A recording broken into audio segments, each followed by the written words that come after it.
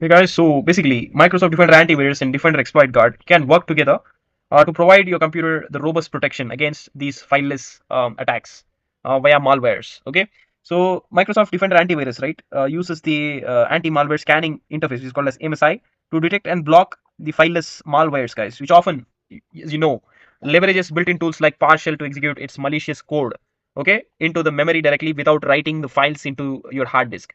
Okay, as well as this, there is one more feature called Microsoft Defender Exploit Guard or exploit protection, which adds an extra layer of protection, guys, by applying various mitigation strategies to help prevent malwares from exploiting known vulnerabilities to gain access to your computer system. Okay, so this also includes protections against memory-based attacks. Okay, and other sophisticated techniques employed by these fileless malwares. Okay, so by combining these tools, we can significantly enhance our defenses against these fileless malwares, guys. And also, it includes other advanced threats as well. Okay, so let's quickly get started, guys. Further. Hello everyone, good evening for watching this video. In this video, I'm going to show you how to implement some of the device level protection, which will help your computer system protect itself against fileless based attacks coming in the form of fileless malware.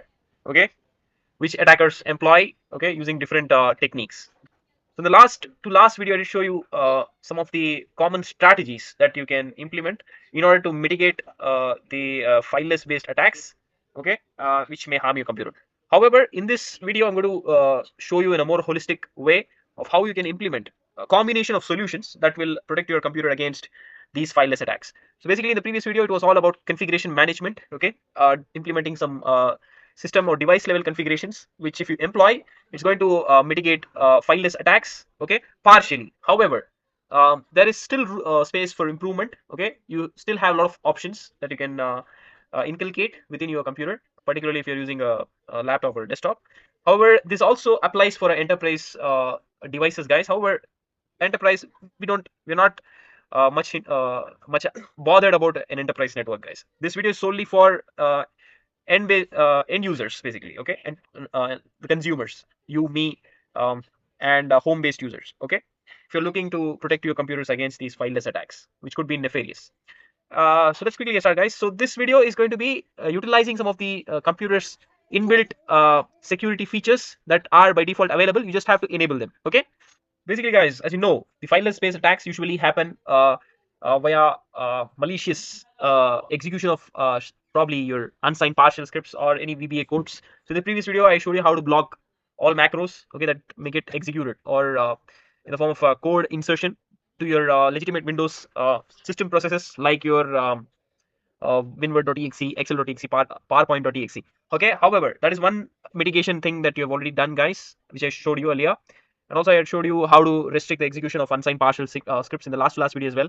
So now what we're doing is this is like your additional layer of protection, guys. Okay, apart from those best practices or mitigations which you have already applied, these are system level protection. Like for example, since all the malicious codes get executed or loaded on your memory directly, as in your random access memory, so it's important we enable a security mechanism which frequently scans your memory. Okay, so that is what is called as real-time protection, guys, within your Windows Defender antivirus capability. Okay, so all you have to do is just go to Windows security, guys. Okay, so this is one of your primary goals, to enable real-time protection, which should frequently scan your memory for any anomaly behavior coming in the form of loading of unsigned partial scripts. Okay, which would allow an attacker to hook into your computer. Okay, so all you have to do is open this and just go to manage settings here, and you need to ensure that entire feature is selected. Okay, particularly the real-time protection is what it's going to help you with the memory scanning. Okay, so you have to ensure all these features are enabled, guys. Tamper protection, automatic sample submission, cloud delivered protection, or dev drive protection. However, these are irrelevant. The very first thing you need to enable is real-time protection. Ensure it is on, and so this is one check covered. That is, you can see here, location stops malware from installing or running on a device. Okay, and I can turn off the setting for a short time before it turns back on automatically. Okay, so basically leave this on, guys, and this is your antivirus real-time protection, basically, which will keep on scanning your device for any anomaly behavior. Okay, so the next important feature that you need to enable is memory integrity, which is called as um, basically I'll show you here. So it is core isolation. Yeah, so under core isolation, this is one of the security features, guys, just talking about memory integrity, which would prevent attacks coming in the form of malicious code insertion into your highly secure processes, Windows processes. So basically, this applies, okay, to your app based executions, okay, coming in the form of unsigned partial script injected into your let's say Excel document or your Word document or your PowerPoint document, okay. So that is what this particular feature is going to protect you from, like execution of malicious code which are inserted into your high security processes, okay, even if it applies for your fileless attacks as well, because the unsigned PowerShell script that I'm talking about, it is a malicious code basically, okay. How it is getting executed, guys? It is via partial.exe, okay. So partial.exe is a legitimate Windows process or utility. So then, so if we enable this feature, okay, in case there is an unsigned partial script getting executed, this feature is coming into play and it's going to prevent your device from the negative impact of executing of those of that particular PowerShell script, okay. And so just you have to enable this, ensure this is enabled. And here the second one is kernel mode hardware enforced attack protection, okay. Again, it's going to prevent you your system from running harmful code, okay, within your kernel mode memory, okay. So this, leave this as enabled, okay. You can see memory access protection. If you enable these two features, it means your memory access, okay, it is protected. So this is the secondary feature, guys, that you need to enable, okay. So to protect your device from file based attacks, okay. So that is second check that is covered. And then what you have is you have app and browser control, guys, okay. Here there is another important feature which I was talking about, exploit guard, okay. This again your system level security feature, guys. If you click on this, here what you see is you need to ensure that all these features are enabled, guys, okay. Control flow guard, data execution prevention, and then you can turn on this as well, okay. It requires you to restart your device, and this one, randomize memory location, okay. And all these features, let it be turned on, okay, let it remain in on mode, okay.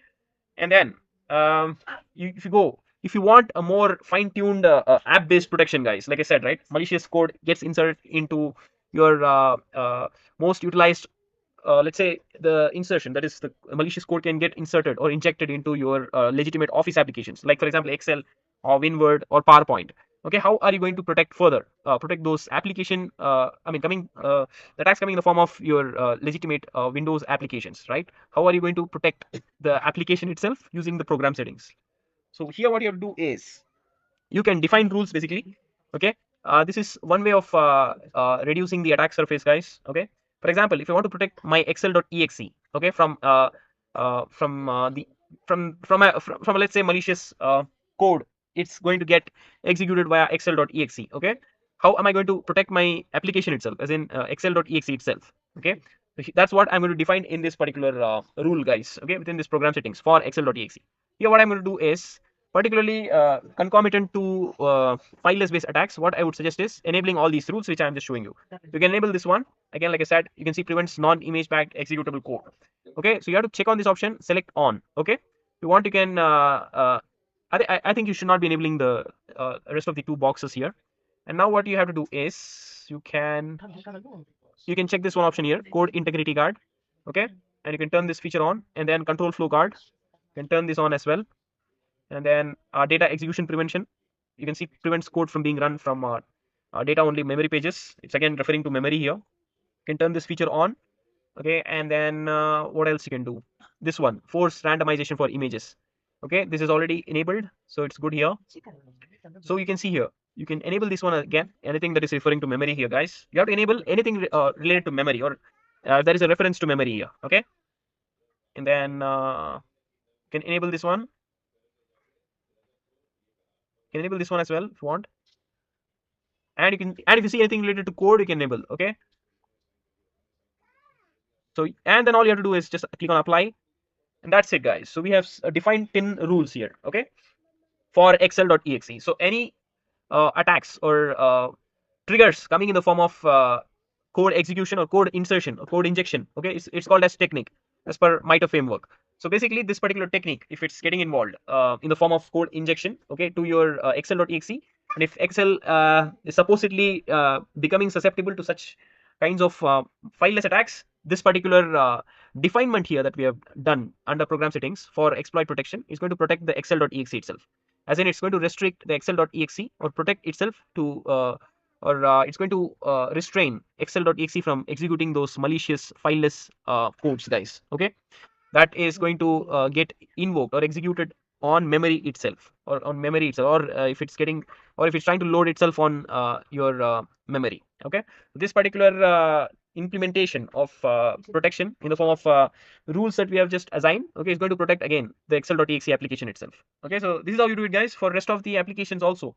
Application binary, okay, let's say you can see WinWord. Okay, here you have PowerPoint. Okay, so we'll do the same. Okay, we'll do the same for PowerPoint.exe also. And this one,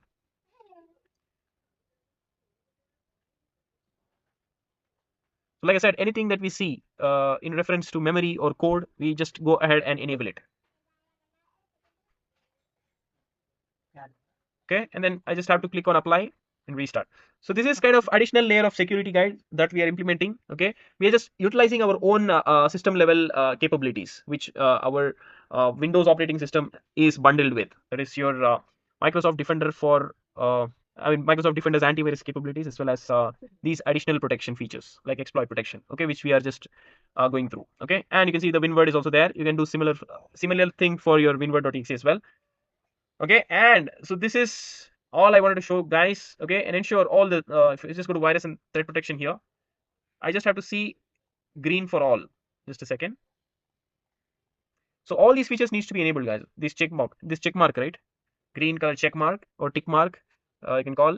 All these needs to be in green. Okay, so it means that all major features are turned on. Okay, in case if you see any red mark, it means that needs an action. Okay, warrants an action. And so that's all that I want to show, guys. So this is a holistic approach of protecting your computer against fileless attacks coming in the form of fileless malware via code insertion or code injection technique. Okay, and once you ensure all these things, or all these checks are available already on your device, it means your system is almost protected against these fileless attacks. And if you found this video helpful, please hit the upward button, guys, and don't forget to subscribe my channel for more useful videos like this. And we'll meet in the next video, guys, and then stay safe. We'll cheers. Bye bye.